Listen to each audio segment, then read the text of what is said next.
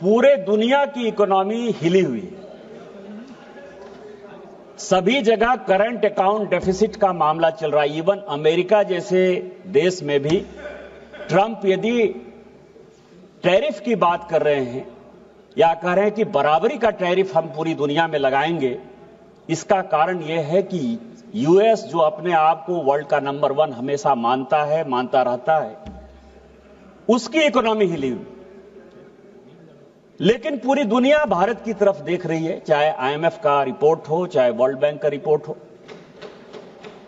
चाहे किसी का भी रिपोर्ट हो, इंडिपेंडेंट रिपोर्ट हो, चाहे कांग्रेस के हमारे मित्र बोल रहे थे उनकी खुद की रिपोर्ट हो, वो सब ये कहती है कि भारत एक ऐसा सितारा बनकर उभरा है जिसने कि पिछले 10 साल में दुनिया को मात देते हुए अपने आप को वर्ल्ड की नंबर 3 इकोनॉमी की तरफ अपने आप को खींचा। 2014 तक, और ये पूरे सदन को जानने वाली बात है कि 2014 तक भारत की इकोनॉमी केवल और केवल 2 लाख करोड़ की थी, 2 लाख करोड़ डॉलर की थी। आज वो 10 साल में 4.5 लाख करोड़ डॉलर की है। ये पूरे सदन को और पूरे देश को जानने वाली बात है कि केवल जो है 2 ट्रिलियन डॉलर की इकोनॉमी 2014 तक, 70 साल में आपने इस देश को 2 ट्रिलियन डॉलर की इकोनॉमी दी और हमने 10 साल में उसको लगभग 4 साढ़े 4 करोड़ ट्रिलियन डॉलर में जो है पहुंचा दिया है। क्या है, क्या है? आपको दिखना नहीं आता? नहीं देखे। अभी कई एक लोगों ने कहा कि 35% जो यहां के अमीर आदमी हैं उन्होंने अपनी नागरिकता बदल ली, किसी देश में चले गए। थरूर साहब, आप तो बहुत दिन विदेश में रहे हैं। डॉम टैक्स के बाद यूके का क्या हाल है? 50% लोगों ने, अमीर लोगों ने वहां का जो है नागरिकता छोड़ा है। 50% लोगों ने, वो दुबई के नागरिक हो रहे हैं, वो सिंगापुर के नागरिक हो रहे हैं, वो बनातू के नागरिक हो रहे हैं, वो जितने टैक्स हेवंस हैं उनके नागरिक हो रहे हैं। अमेरिका में पिछले 15 साल में क्या हुआ? बाइडेन के राज में पिछले 4 साल में लगभग 22%, जो अमेरिका कहता था कि हम पूरी दुनिया को अब दिशा देते हैं और सभी अमेरिका आना चाहते हैं, 22% लोगों ने वहां की नागरिकता छोड़ी है। 22%। और पूरे यूरोपियन यूनियन में 33% लोगों ने नागरिकता छोड़ी है। आप भारत की बात करते हैं। लोग यदि टैक्स छोड़ना चाहते हैं, विल सब्सटेंशिएट, जो मैं कहता हूं उसको मैं सब्सटेंशिएट करूंगा। I know the rule and will substantiate it, so don't worry. ये जो है ये जादूगर का बजट नहीं है, ये मजदूर का बजट है। हम मजदूरी कर रहे हैं। माननीय प्रधानमंत्री जी, पिछले 10 साल से जो, इसीलिए आपने जो कहा कि ये जादूगरी का बजट है, ये जादूगरी का नहीं, ये मजदूरी का बजट है। और जो आप लोग कहते हैं ना, कांग्रेस का क्या है सिद्धांत? कांग्रेस का सिद्धांत है सुखार्थिनो कुतो विद्या नास्ति विद्यार्थिना सुखा। जो सुखी आदमी हैं, जो इनको हरा हरा चीज दिखाई देता है, उनको कभी विद्या नहीं होती। आप लोगों को कभी ज्ञान नहीं होगा मुझे लगता है, क्योंकि आपको मोदी का विरोध करना है। एक पॉइंट एजेंडा है कि सरकार की सभी चीजों का आपको विरोध करना है, और उस विरोध में आपको कोई चीज अच्छा नहीं दिखाई देगा। मैं आपको बता रहा हूं, जब हमारी सरकार बनी 2014 में, टैक्स जीडीपी रेशियो क्या था? टैक्स को आप यदि कैलकुलेट करते हैं पूरी दुनिया में या देश में, तो सबसे पहला होता है कि टैक्स जीडीपी क्या था। टैक्स जीडीपी मैं बताता हूं कि 2009 में टैक्स जीडीपी रेशियो था 6.8, 2010 में यह चला गया 6.7, 2010 में यह चला, 2011 में चला गया 6.6, 2012 में चला गया 6.5। जब हमने चार्ज लिया, टैक्स जीडीपी रेशियो 6.5 था। क्यों? वाजिद अली का सामना था, लखनऊ विलासिता के रंग में डूबा हुआ था, सारे के सारे करप्शन जो है भरे पड़े थे, किसी के ऊपर जो है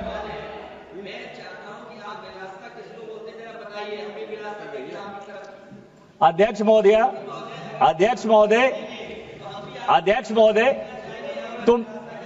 मैंने तो एक कहानी का जिक्र किया। उस कहानी में वाजिद अली शाह लखनऊ के नवाब हुआ करते थे और उनके ऊपर जो कहानी लिखी गई वो कहा गया कि आज टैक्स जीडीपी रेशियो लगभग 11.7% पर है।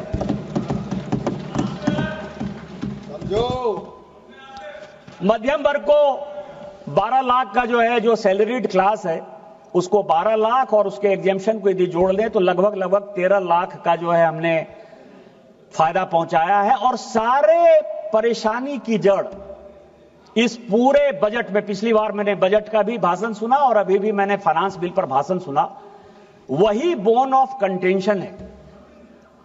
आज आप टैक्स कंसेशन, टैक्स रिबेट, मध्यम वर्ग, गरीब सबकी बात करते हैं। कभी आपने देखा कि आपके जमाने में क्या हुआ?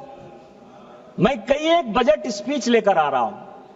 मैंने सोचा कि 10-10 साल के अंतराल पर जो इस देश में बजट स्पीच हुए हैं उनको जरा अध्ययन किया जाए। 1954 में मैं सीडी देशमुख साहब का बजट स्पीच लेकर आया। उन्होंने कहा कि हमने एक एग्रीमेंट किया है वर्ल्ड के साथ कि 86.7% से ज्यादा इनकम टैक्स हम लोगों के ऊपर नहीं दे सकते हैं, इसलिए 40,000 से ऊपर, यह सबको जानने वाली बात है कि 40,000 से ऊपर जिन लोगों को टैक्स लगता है उनको हम 92.5% टैक्स ब्रैकेट में रखते हैं। इस देश में 92.5% टैक्स था 1954 में, 92.5%। 1964 का बजट स्पीच लेकर आ रहा हूं मोरारजी भाई का। 1964 इनकम टैक्स कितना था? 50,000 से ऊपर लोगों को लगभग 94%। और फिर मैं 1973 का श्रीमती इंदिरा गांधी जी का बजट स्पीच लेकर आया हूं 1973 में। वो कह रही है कि 94% से कम में काम नहीं चलेगा। और फिर मैं बीपी सिंह साहब का बजट स्पीच लेकर आया हूं राजीव गांधी जी के समय 86 में, 62.7%। आपने क्या किया गरीबों के साथ, मिडिल क्लास के साथ? बताओ। हम क्या कर रहे हैं? हमने 13 लाख रुपया जो सैलरीड क्लास का है उसको हमने कहा कि आपको 1 रुपया टैक्स नहीं देना पड़ेगा। और यदि एक परिवार में 4 लोग हैं, 4 लोग कमाते हैं, यदि हस्बैंड है, वाइफ है, उसके बच्चे हैं, तो लगभग आप समझिए कि 50 लाख से ऊपर किसी को टैक्स नहीं लगेगा। और कौन ऐसा परिवार है इस देश में? कुछ लोगों को छोड़ दीजिए, 2%, 3% को, जिसके यहां की 50 लाख से ज्यादा इनकम है। आप क्या बात करेंगे? दूसरा मैं लेकर आया हूं कॉर्पोरेट। अभी बहुत बड़ी बात कही कॉर्पोरेट। इस देश को जानने वाली बात है कुछ चीजें। 1966 में रिलायंस, हमारे सरकार को बहुत कहा जाता कि अडानी की सरकार है, अंबानी की सरकार है। जब अपोजिशन में, जब कांग्रेस इधर थी, जब कांग्रेस थी तो हम भी कहते थे कि ये टाटा की सरकार है, बिरला की सरकार है। इस देश में जानने वाली बात है कि 1966 में रिलायंस इंडस्ट्री आई, 66 में, और 98 तक मैं ऑन रिकॉर्ड ये बात कर रहा हूं मिस्टर कार्ति चिदंबरम, 98 तक रिलायंस इंडस्ट्री 1 रुपया टैक्स नहीं देती थी इस देश में। ऑन रिकॉर्ड कर रहा हूं मैं। 87 में उनको परेशान करने के लिए माननीय Rajiv Gandhi ji minimum alternative tax mat लगाया 1987 में, और 88 में उसका इंप्लीमेंटेशन रोक दिया। 88 में बेनामी ट्रांजैक्शन एक्ट लाया राजीव गांधी जी ने, 88 में। इस देश को जानने वाली बात है, बेनामी ट्रांजैक्शन एक्ट, बेनामी प्रॉपर्टी को रोकने के लिए उसका रूल जो है माननीय अध्यक्ष महोदया, उसका रूल जो है 2011 तक नहीं बना, 2011 तक नहीं बना। और आप जिस टैक्स की बात कर रहे थे शशि थरूर साहब, यह बात फैक्ट है कि 48 लाख। हाँ बोलिए, मैं बैठ जाता हूं, बोलिए। नाम नहीं लग जाता, बजट पेश किया तो नाम नहीं लगा। बोलिए कौन सा पॉइंट है? नहीं, पॉइंट बताइए ना। ये पॉइंट बताएंगे ना। नंबर 2 मैडम 352 स्वर्गीय प्रधानमंत्री पर ये जो आरोप लगा रहे हैं कि एक विशेष कंपनी के मद्देनजर रखते हुए एक सरकारी कानून लाया गया है, ये पूरी तरीके से उनके छवि को धूमिल करने का। माननीय लगा रहे हैं, कोई आरोप नहीं लगा रहे हैं। निशिकांत जी कोई आरोप नहीं लगा रहे हैं। फैक्चुअल पोजीशन देना है, फैक्चुअल पोजीशन देना कोई आरोप नहीं होता। फैक्चुअल पोजीशन देना कोई आरोप नहीं होता है। ऑन रिकॉर्ड है। देख प्लीज माननीय सदस्य, मैंने अगर ऐसा कुछ होगा तो देख। मैंने सभापति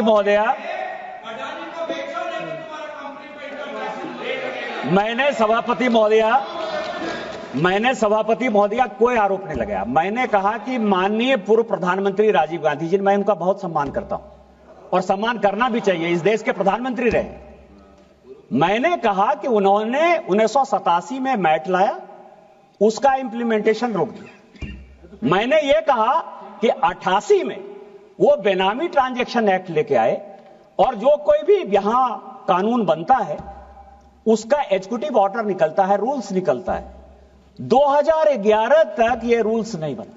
मैंने तो केवल इतनी बात कही कि जब आप कोई एक्ट बनाते हो तो उसका रूल बनाओगे ना, उसको इंप्लीमेंट करोगे ना। नहीं किया। उन्होंने 48 लाख करोड़ की बात की है मैडम। ये जो टैक्स है ये केवल दुनिया को दिखाने के लिए आप टैक्स पे रेट करते हो और किसी के ऊपर, मैं आपको बताऊं कि उसमें से 48 लाख करोड़ का जो टैक्स बाकी, उसमें 43 करोड़ रुपया, 43 लाख करोड़ रुपया जो नोशनल है, जो आपने कहा कि यदि आ जाता तो फिस्कल डेफिसिट कम हो जाता। मिस्टर थरूर, मैं आपको बताऊं, उसमें एक जो बिल है लगभग 1,10,000 करोड़ का हसन अली का। हसन अली कौन था? काशीनाथ टपोरिया कौन था? एक घोड़ा का व्यापार करने वाला आदमी जिसने कि 2007 तक कोई इनकम टैक्स नहीं दिया। साथ में आप उसके यहां रेट करते हो पूना का और उसके ऊपर जो है चार्ज लगाते हो और वो टैक्स आप कहते हो कि कभी 74 लाख करोड़ रुपया देना है, कभी कहते हो कि नहीं 1,10,000 करोड़ रुपया देना है। इस तरह से ये जितने टैक्स हैं वो 80 के पहले के हैं। और मैं आपको बताऊं कि उसमें एक टैक्स जो है, अब मैं आपको एक पढ़ के बताता हूं, मैं नहीं बोलना चाहता था, अब आप पढ़ो, सुनो। उसमें से एक टैक्स जो है बिन चड्ढा का भी है, बोफोर्स का है। मैं आपको पढ़ देता हूं, यह क्वेश्चन है। यह क्वेश्चन पूछा गया 25 फरवरी 2011 और क्वेश्चन पूछा, अनस्टार्ड क्वेश्चन है। उसमें यह पूछा गया कि whether the Bofors case is also lying in the income tax tribunal, if so the details thereof and time since when the case is pending along with। और उसके बाद पूछा गया कि whether the Central Bureau of Investigation has not taken this case seriously। यह question पूछा गया और उसका जवाब आप ही की सरकार, आपने कहा कि हां यह बात सही है कि 87-88 से लेकर 93-94 तक इनकम टैक्स डिपार्टमेंट ने विन चड्ढा के ऊपर, हिंदुजाज के ऊपर, एसके भटनागर के ऊपर, ये बड़ा केस है और इसके ऊपर जो है इनकम टैक्स ने बताया कि उन्होंने इलीगल तरीके से बोफोर्स के जो किकबैक आए थे उसमें से पैसे नहीं दिए, वो आज भी पेंडिंग। और दूसरा, आपने उसी के आगे कहा कि हम सब कुछ जानते हैं कि इसमें बोफोर्स के पैसे आए, बिन चड्ढा को पैसे गए। बिन चड्ढा का ये आपका उत्तर है, इसीलिए मैं इसको, कार्ती जी मैं आप बताएं तो मैं इसको प्लेस ही कर दूंगा क्योंकि वो ऑन रिकॉर्ड है। लेकिन वो आप कह रहे हैं कि इसके बावजूद भी जितने एक्यूज थे बोफोर्स के, इंक्लूडिंग कोथरोची, हमने सबको क्लीन चिट देके बाहर कर दिया सीबीआई में। ये आपका जवाब है। आप हमारे ऊपर चार्ज लगा रहे हो कि 48 लाख करोड़ रुपया कहां गया, 43 लाख करोड़ रुपया कहां गया। और इसी तरह के नोशनल टैक्स लगाकर या नोशनल बातें बताकर आप मुझे परेशान करना चाहते हो, इस सरकार को परेशान करना चाहते हो, सरकार के नीतियों को परेशान करना चाहते हो और इस देश को जो कि हम वर्ल्ड की नंबर 3 इकोनॉमी बनाना चाहते हैं उसके लिए जो है आप परेशान कर रहे हैं। बर्दाश्त करो, बर्दाश्त करो, बर्दाश्त करो। जी जी, ये भर्तरी माता साहब कुछ बोल रहे हैं। इन चढ़ा के प्रॉपर्टी को नीलाम करके पैसा ट्रेजरी को लाया। इसके आगे भी कहानी है, बताइए। बंदो हो गई।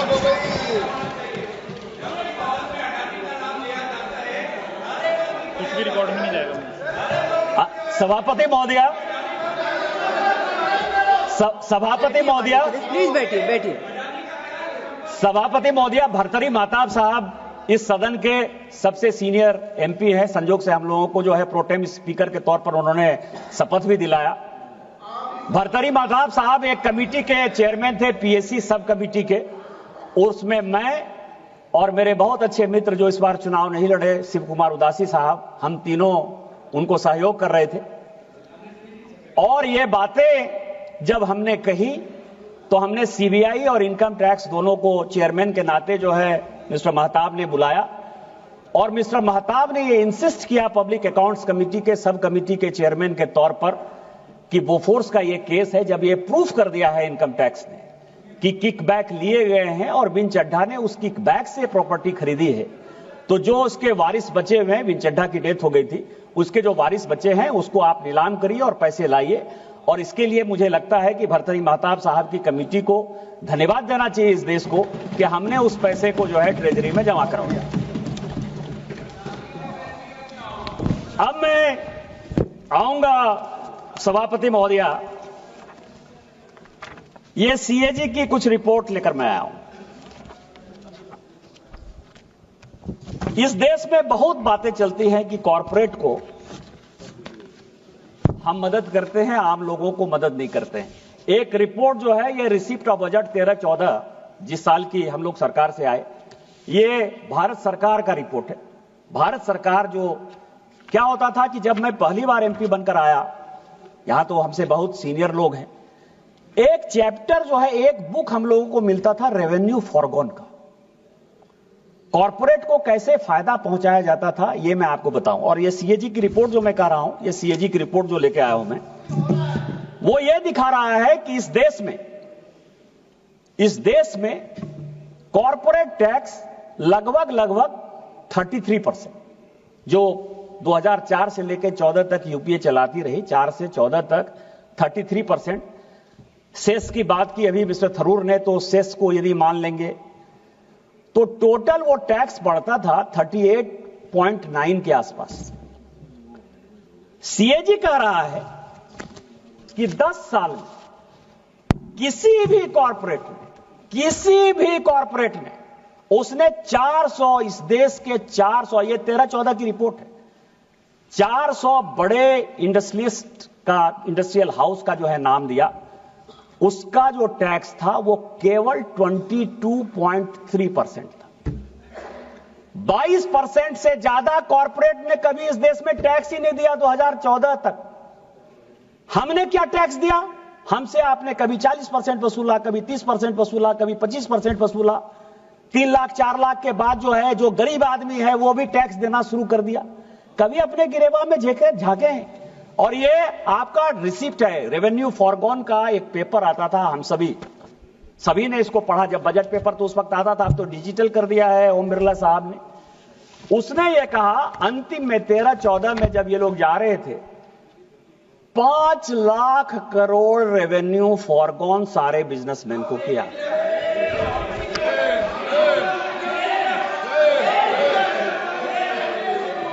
दिस इज हियर, ये मैं 13-14 का जो है पूरा वो रेवेन्यू फॉरगॉन का ये रिपोर्ट लेकर आया हूं।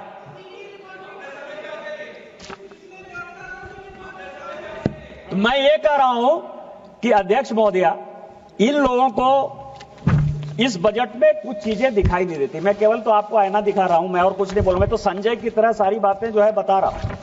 यदि आप सुनना चाहते हैं तो सुनिए, नहीं सुनना चाहते हैं मैं क्या करूं। अब रोजगार की बात कर रहे हैं कि इस बजट में रोजगार के लिए क्या क्या है? आप लोग सबसे ज्यादा चिंता जो है उसी पर कर रहे हैं। मैं रोजगार पर ही आता हूं। इंटरनेशनल फाइनेंसिंग सर्विस सेंटर, इसके ऊपर हमने जो है बहुत ज्यादा ध्यान दिया। उसके टैक्स के कंसेशन के बारे में, जिससे कि नए नए स्टार्टअप्स खड़े हों, नए लोग आए, नई इक्विटी आए, नए डेवलपमेंट हो। कभी आपने इस बजट को पढ़ा है? इलेक्ट्रॉनिक मैन्युफैक्चरिंग दूसरा ऐसा सेक्टर है जिस पर कि यह सरकार इस बजट में, इस फाइनेंस बिल में बहुत कुछ लेकर आई है। और फिर मैं पूरे सदन का और पूरे देश का ध्यान आकर्षित करना चाहता हूं। बहुत बातें होती हैं कि यहां मैन्युफैक्चरिंग नहीं हो रहा है, हम लोग फेल हो रहे हैं, चाइना आगे बढ़ रहा है, ताइवान आगे बढ़ रहा है, चिप्स का सवाल हो, सेमीकंडक्टर का सवाल हो, टेलीफोन का सवाल हो, मोबाइल का सवाल हो। कार्ति जी, आपके लिए 96 में आपके पिताजी 97 में, जब वो देवेगौड़ा साहब और इंद्र कुमार गुजराल साहब के साथ मंत्री थे, ITA international telephone agreement, telecom agreement ITA 1 वो साइन कर, और पूरी दुनिया में 193 194 कंट्री है, अब तो 195 हो गया है। 195 कंट्री में केवल 17 कंट्री सिग्नेटरी थे। बाद में वो बढ़कर 29, इवन चाइना भी उसका सिग्नेटरी नहीं था। चाइना भी उस एग्रीमेंट का पार्ट 2003 में हुआ। और हमने क्या एग्रीमेंट कर लिया? हमने एग्रीमेंट कर लिया कि 2004 तक ये जितने इलेक्ट्रॉनिक्स हैं, टॉयज हैं, हार्डवेयर हैं, सॉफ्टवेयर हैं, चिप्स हैं, सेमीकंडक्टर हैं, कहीं से भी लेके आ जाइए, हम जीरो ड्यूटी लेंगे। पूरी कस्टम ड्यूटी एबॉलिश कर दी। ये एग्रीमेंट साइन कर लिया। मैं उस कमेटी का चेयरमैन हूं, मिस्टर थरूर इसके पहले उस कमेटी के चेयरमैन थे, प्रताप राज यादव थे। हम लोग लगातार मेहनत कर रहे हैं, लगातार सरकार को कह रहे हैं। मैं शशि थरूर साहब का धन्यवाद दूंगा कि उन्होंने भी इस बात के लिए लगातार कहा कि ITA 1 से भारत को कैसे निकलना है। हम चाहकर भी ITA 1 से बाहर नहीं निकल पा रहे हैं, लेकिन यही इस देश के प्रधानमंत्री थे और निर्मला सीतारामन जी थी कि 2015 से पूरी दुनिया ITA 2 को साइन करने के लिए कह रही है, और हमने कहा कि हम किसी कीमत पर नहीं करेंगे, क्योंकि हमारी मैन्युफैक्चरिंग को बढ़ावा देना है। और जब आप रोपा पेड़ बबूल का आम कहां से हो? आपने जब zero duty custom 0% custom duty sign कर लिया कि उसमें एक्साइज नहीं लगेगा, उसमें कस्टम नहीं लगेगा, इसके बाद क्या हो गया? पूरी की पूरी, इवन जो गणेश जी की प्रतिमा है या जो हम दिवाली में चुलबुलिया बल्ब लगाते हैं, तो वो भी चाइना से आ रहा है। ये सब आपकी देन है। और आप मुझे कहोगे कि हम क्यों नहीं कंपीट कर पा रहे, हम क्यों नहीं कंपीट कर पा रहे? लेकिन इस बजट में हमने इलेक्ट्रॉनिक्स और मैन्युफैक्चरिंग को बढ़ावा देने के लिए, स्टार्टअप्स को बढ़ावा देने के लिए हमने एक बड़ा कदम उठाया। दूसरा, इस देश में दो चीजें हैं, इस देश में दो चीजें। हाँ लीजिए, समय लीजिए।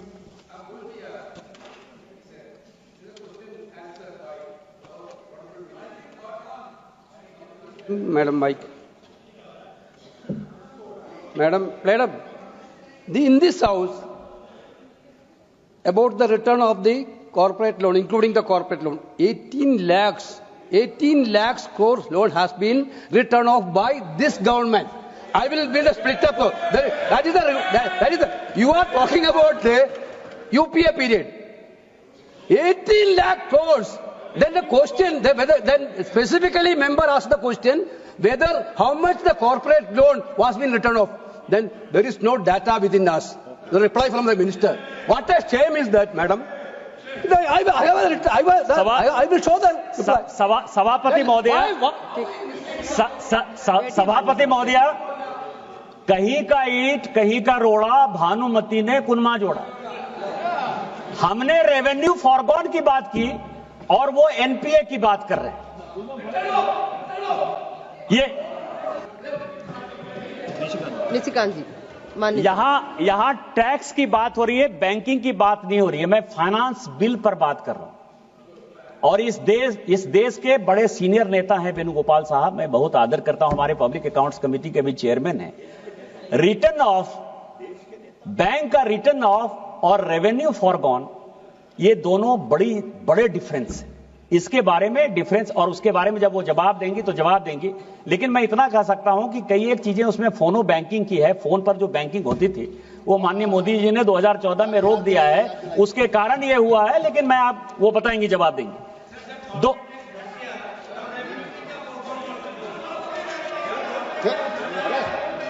सभापति महोदया, जब कॉर्पोरेट टैक्स घट गया, अब आप समझिए, मुझे लगता है कि यहां प्रियंका जी बैठी हुई हैं, राहुल जी और प्रियंका जी को इन लोगों को क्लास दिलवाना चाहिए फाइनेंस के बारे में। गौरव गोगोई साहब, आपको अब आप समझिए, यदि टैक्स घट गया और टैक्स हमने यदि ऑफिशियली घटा दिया तो उसमें रेवेन्यू फॉरगॉन कहां से होगा? लेकिन मैं आपको बताऊं दो चीजें बहुत ही इंपॉर्टेंट है। दो चीजें बहुत इंपॉर्टेंट है। पूरी दुनिया को दो चीजें बहुत ही प्रभावित करने वाली हैं फ्यूचर में, और उसके लिए माननीय प्रधानमंत्री जी बहुत ही एक्टिव हैं। अभी आपको पता है कि आर्टिफिशियल इंटेलिजेंस की जो कमेटी बनी है वर्ल्ड की, उसके वो को चेयर कर रहे हैं, और आर्टिफिशियल इंटेलिजेंस पर पूरी वर्ल्ड की मीटिंग यहां भी होने वाली है। लेकिन दो चीजें ऐसी हैं जो युवाओं को आकर्षित करती हैं लेकिन देश के लिए खतरनाक है। एक है क्रिप्टो करेंसी, और जब आरबीआई के गवर्नर शक्तिकांत दास साहब थे, उन्होंने कई एक बार कहा कि क्रिप्टो करेंसी जो है ये लीगल टेंडर नहीं है। लेकिन सुप्रीम कोर्ट, हमारे यहां कोर्ट भी बहुत एक्टिव रहती है, जिस बात पर टांग नहीं अड़ाना है उस बात पर टांग अड़ाती है। क्रिप्टो करेंसी ने जो है, क्रिप्टो करेंसी के एक्सचेंज चलते रहेंगे, चीजें करती रहेंगी। आरबीआई के गवर्नर के उस स्टेटमेंट के बाद भी सुप्रीम कोर्ट का एक जजमेंट आ गया।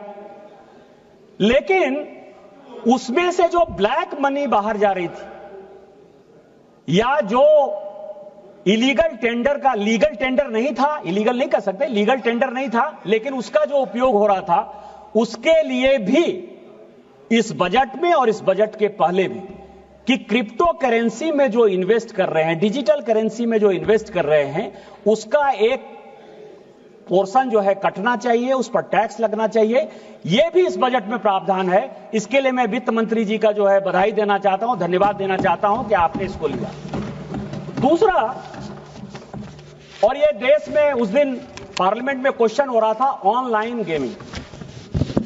दो चीजें हैं, ऑनलाइन गेमिंग और ऑनलाइन बेटिंग, और इसमें युवा परेशान। कोई ऐसा गांव नहीं है, कोई ऐसा शहर नहीं है जहां की युवा इससे आत्महत्या करने को मजबूर नहीं है, या मां बाप की जो गाढ़ी कमाई है वो निकालकर जो है उसको बेटिंग में नहीं लगा रहा है। इसमें भी राज्य सरकार का विषय था, केंद्र ने बहुत कुछ करने की कोशिश की, लेकिन फिर सुप्रीम कोर्ट बीच में आ गया, और सुप्रीम कोर्ट ने कहा कि बेटिंग अलग चीज है, गेमिंग अलग चीज है, और गेमिंग जो है वो स्किल है, और इसके आधार पर भारत सरकार मजबूर है, बहुत कुछ नहीं कर सकती है। लेकिन अभी जीएसटी की बात कहे कि कहीं दो स्लैब है, हमारे यहां जो है 3-4 स्लैब। उस स्लैब के पीछे आपने रीजन समझा कि क्या स्लैब है? यदि गरीबों को हमको खाना पहुंचाना है, किसानों को मदद करना है, तो क्या 0% ड्यूटी नहीं होनी चाहिए? लेकिन इस गेमिंग पर भारत सरकार ने क्या किया? पूरी दुनिया जो है पूरे परेशान है इसके कारण से। कई एक लोगों को लगता है कि हमने क्या कर दिया। 28% जीएसटी इस गेमिंग पर लगता है। इसके लिए आप भारत सरकार को नहीं कहेंगे, और इस कारण से जो गेमिंग की एक बड़ी इंडस्ट्री क्रिएट हो रही थी इस देश में, वो तहस नहस हो रही है। और यदि इसी तरह चलता रहा, आप तो कहेंगे ही, आपके यहां तो बड़ा एक है आदमी, दयानिधि साहब, सेंट डियागो सेंट मार्टिन, क्या पता नहीं क्या नाम है उसका, यही काम है, एक कभी 1 लाइन लॉटरी देखता है, 1 डिजिट लॉटरी देखता है, और उसने जो है उसने किसको किसको चंदा दिया? इस चंदा को जो है उसने चंदा बंगाल में जो है ममता बनर्जी जी के गवर्नमेंट को दिया, और आपको दिया इलेक्टोरल बॉन्ड्स में। यही है सेंट मार्टिन, यही है, उसी का फंड लेकर आप यही बात करोगे।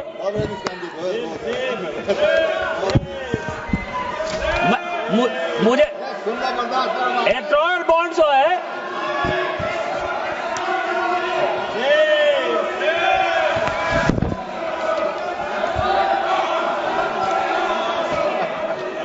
इसके बाद इस सभापति महोदया, इसके बाद मैं आपको बताऊं कि मैं फिर ये पूरे बजट का सब स्पीच जब पढ़ रहा था तो मैंने देखा कि जब से ये भारत स्वतंत्र हुआ, मार्केट में यदि किसी के साथ उसका सबसे अच्छा व्यापार या सबसे ज्यादा उसने बिजनेस किया तो अमेरिका के साथ किया। और शुरू से मतलब 50 का बजट स्पीच देखिए, 52 का बजट स्पीच देखिए, 54 का देखिए, 64 का देखिए, 73 का देखिए। आज जो स्थिति है कि लग रहा है कि ट्रंप एडमिनिस्ट्रेशन आने के बाद हमारा जो है व्यापार कैसे हो और हम अपने टैरिफ को एडजस्ट कैसे करेंगे। और यही कारण है कि इस बजट में हमने यूरोपियन यूनियन के साथ, यूके के साथ, नए मार्केट्स के साथ, यूएस के साथ, किस तरह के चाइना के साथ यदि व्यापार कम करना हो, बंद करना हो, वो भी भारत सरकार को करना चाहिए, मेरा व्यक्तिगत सुझाव है। ठीक है ना? और उसके लिए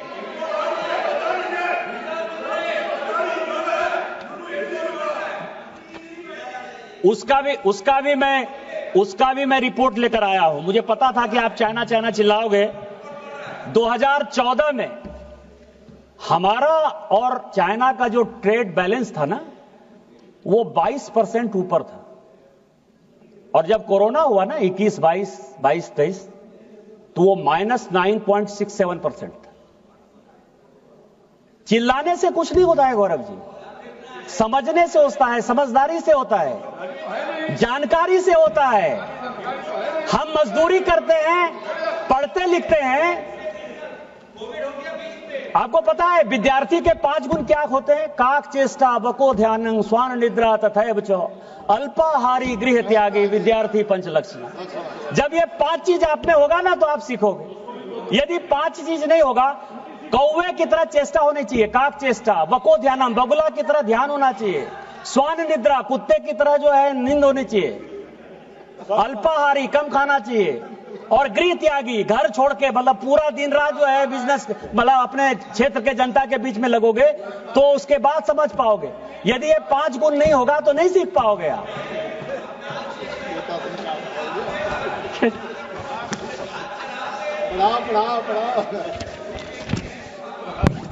सभापति महोदया, तो मैं आपको बताऊं कि इस बजट में जो है कि किस तरह से टैरिफ हम घटाएं जिसके कारण कि हमारा व्यापार बढ़े।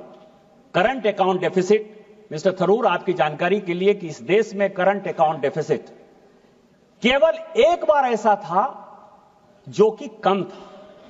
हमने ज्यादा जो है एक्सपोर्ट किया था, इंपोर्ट कम हुआ था। वो माननीय वाजपेयी जी की सरकार थी। पूरे इतने भारत के इतने वर्षों के इतिहास में वो केवल एक बार 2004 में था। और उसी को आप थोड़ा सा इंतजार करिए, 2027 के बाद जब हम तीसरी बड़ी इकोनॉमी हो जाएंगे तो थोड़ा सा इंतजार करिए, हम लगातार जो है हमारा करंट अकाउंट डेफिसिट जो है कम होगा। इसके लिए आपको बहुत चिंता करने की आवश्यकता नहीं है। इसके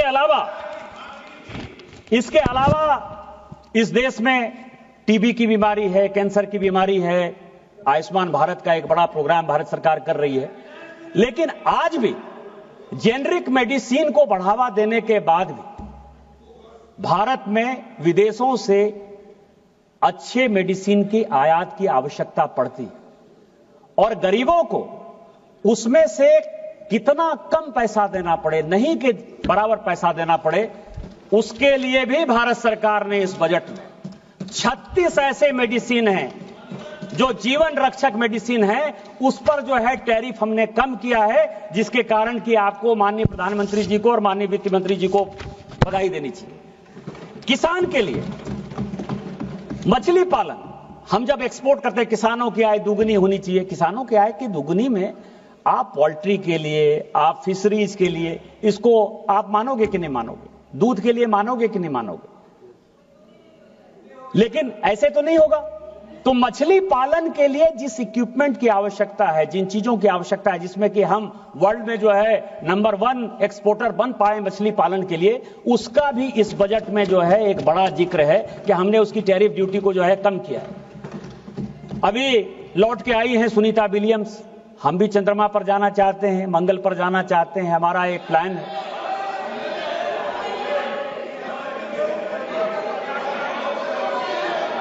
अभी चंद्रमा पर नहीं गए क्या? आप फिर देखिए।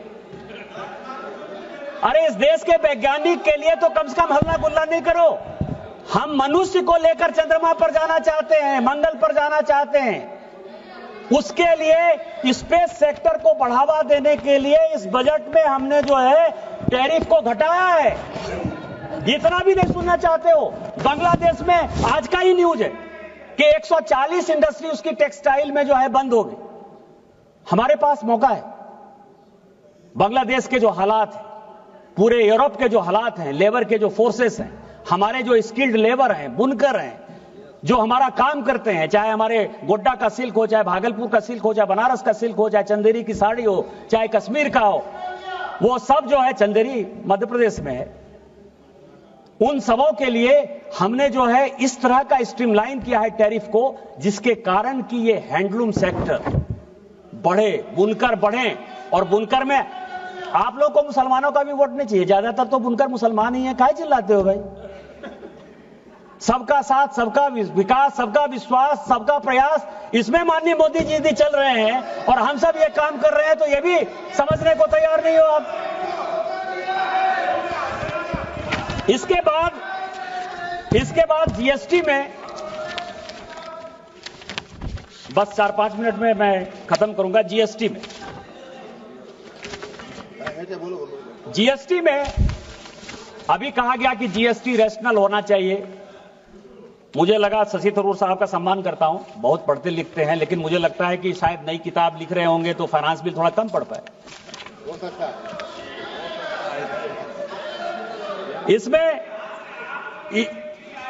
इसमें मैं आपको बताऊं कि पूरे फाइनेंस बिल में amendment in section 2 of CGC act 2017, इसमें हमने क्या रैशनल करने के लिए किया है। दूसरा अमेंडमेंट हमने किया है सेक्शन 12 और 13 में हमने अमेंडमेंट किया है। Amendment in section 17 of GST act 2017, चूंकि बहुत बड़ा अमेंडमेंट है, इसलिए मुझे लगा कि पूरे हाउस को बता दूं, क्योंकि जीएसटी पर सभी लोग चर्चा करते हुए इसकी बात करेंगे। सेक्शन 20 में हमने अमेंड किया है, सेक्शन 34 में हमने अमेंड किया है, सेक्शन 38 में हमने अमेंड किया है, सेक्शन 39 में हमने अमेंड किया है, सेक्शन 107, 112 में हमने किया है, सेक्शन 122 में किया है, सेक्शन 148 में किया है, सेक्शन शेड्यूल 3 में किया है। इतने अमेंडमेंट करने के बाद भी यदि आपको लगता है कि हम लोगों ने इस पर काम नहीं किया, तो मैं आपको क्या कर सकता हूं?